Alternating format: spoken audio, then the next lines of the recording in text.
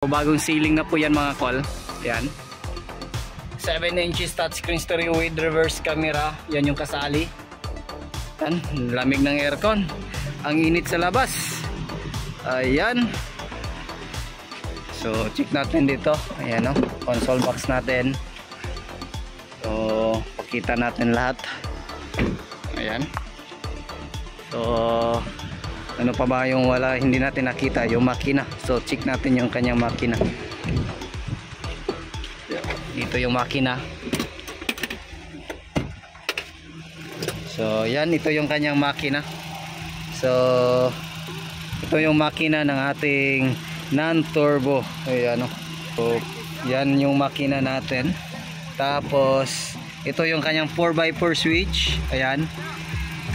Tapos pag mag 4x4 tayo, mag-appear po yan dito. Ayan o. Tapos ito yung ilaw sa ating side mirror. Ayan o. Meron siyang ilaw. Then meron din yung signal lights. Yan yung switch.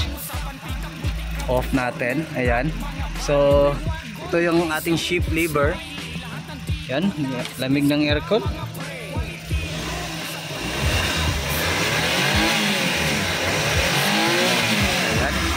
Power na power yung kanyang makina mga kol. Ayan, so sa ganitong sit up mga kol, yung presyo is umabot po siya ng 305,000. Kayo po yung mamili ng kulay mid to order basis.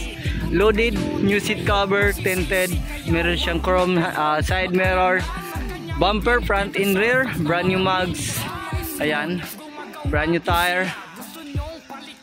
Tapos meron siyang carrier, meron siyang third seat dito. Extra seat, bagong ceiling. Ganito po na po yung seat up sa ating tag 305. So mid to order basis. This unit is going Maynila din.